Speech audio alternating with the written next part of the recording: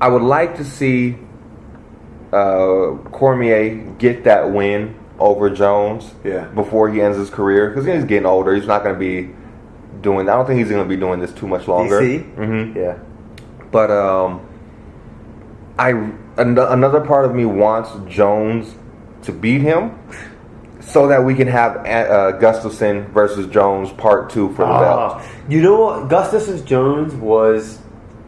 I think if Jones was honest with you, he would say that was the first fight I had where I was like, man, this guy could beat me. Yeah. He lost his invincibility in that fight. You know, it was almost like the Diaz McGregor thing. Yeah. Except he didn't lose. He managed to pull it out unfairly, you know, because the fifth round was hit. He had the gas. He had the gas and Gustafsson didn't, and he pulled off that fifth round. But until that round, I thought it was heavily in Gustafsson's favour. He was banging him about. His boxing was too sharp. He nullified Jones's huge reach advantage. Yeah. And it was interesting to see a guy who had equal skills and equal stature against Jones. You saw that really flustered him. Yeah. Similar to what we saw with Ovin St. Preux. Again, a tall guy fighting against Jones. He didn't have as much of a reach advantage, and you saw Jones not that was kind of a stalemate, that fight, right? Yeah, Jones won it. Yeah. But he didn't look like his usual self. Yeah. Now, part of that could have been ring rust. Part of that could have been, he'd been doing this big powerlifting thing, and it's a bunch of things that could have gone into that. But there does seem to be a pattern where when Jones doesn't have the amount of reach advantage that he's used to having, he doesn't perform as well. Yeah. And Gustafsson was, I think, the first person to really highlight that. Some people argue, Gustafsson won that if you go by points. Like if you go by amount of times hit and all of that. I'm so partial, and this is why I shouldn't be a judge. I'm so partial to the fifth round though. Whenever I remember a fight, a back and forth fight where I thought, there's not a clear winner, I look at the fifth round. Yeah.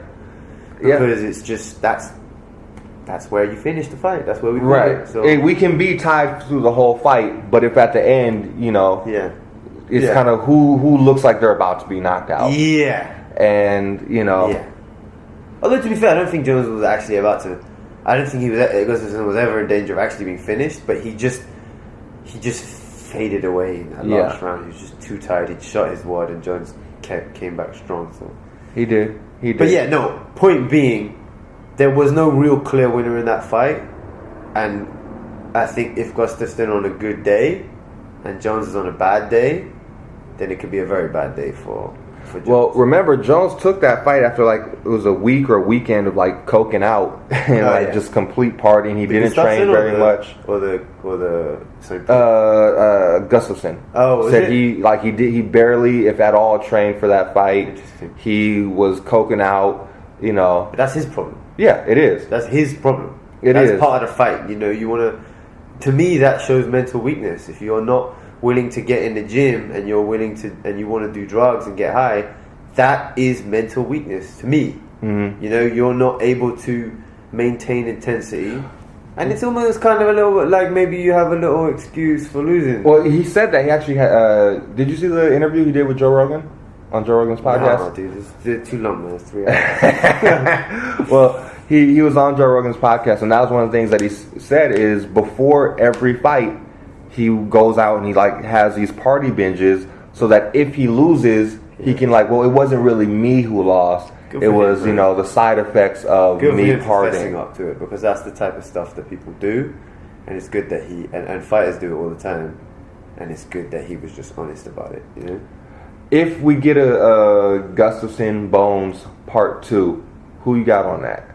I'll put the odds are always going to be on Jones, so I would always put on Gustafsson. I like to go against when I can't really tell who's going to win, I always go on the underdog. But I don't bet that much, so I guess that's probably why. Yeah. But figuratively, essentially, who do you think will win? Right. I don't know. What do you think? Well, it's hard to say. I don't like how Jones looked in his last outing. He did not look like the Jones that we know when he fought St. Preux. I think if we get that Jones back, was that his last fight, St. Preux? Mm-hmm. That was his last one. If that's the Jones that we get back, Cormier might beat him. What was his best performance, Jones? How far back do you go to see when he was really like hot shit? That's hard for me to pick where he looked more dominant, or like taking into consideration the opponent. Personally, like I was like, for me to say somebody's best performance, their opponent has to like be giving them problems. So like the Shogun fight, you can't say that was his best performance. Shogun wasn't even there. Shogun, Rampage, Machida, those fights actually Machida gave him a little bit of trouble. But how do you finish that one? He standing guillotine. No, standing guillotine. Yeah, on but before that he cut him, didn't he? I don't remember that. I just remember the ending. I remember that Machida landed a couple shots, was giving him some problems a bit, and then Jones caught him up against the fence and standing guillotined him. Yeah. But in order to like say this is this person's best fight, like I like to see the back and forth so you can see like the person has to dig deep and So I would say, but again, like if you go based on if you don't allow someone into the fight, then that's great fighting. No? It is, but then how much of that is the other guy? How much of that is just a mismatch? That's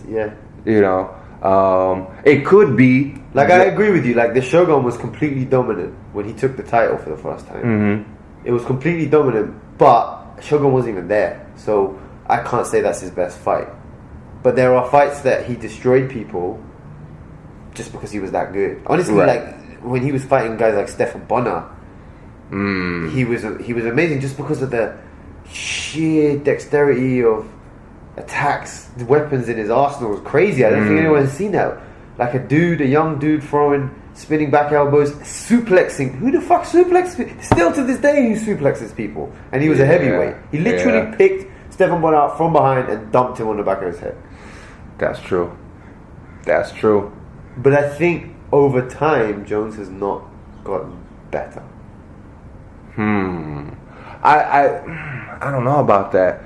I think as of late, I would agree. Yeah. I think Jones throughout his career, he's kind of been on an upward momentum, and then once shit started getting wonky and he started like fucking up, that kind of intervened. Yeah.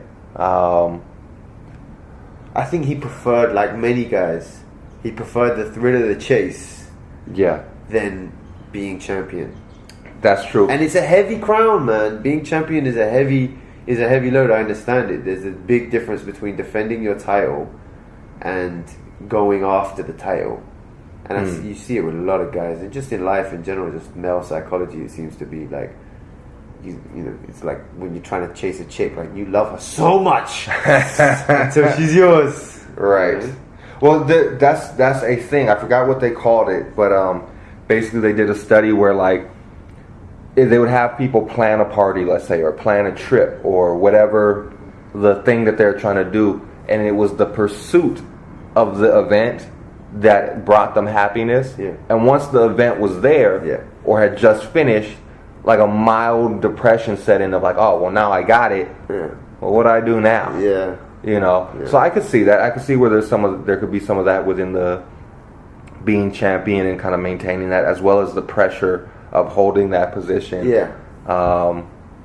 But yeah, I think if we get the old Jones back, I'm 50-50 on him versus Gustafsson. Yeah. If we get the Jones that fought St. Preux, I'm gonna put my money on Gustafsson. Okay. Nice.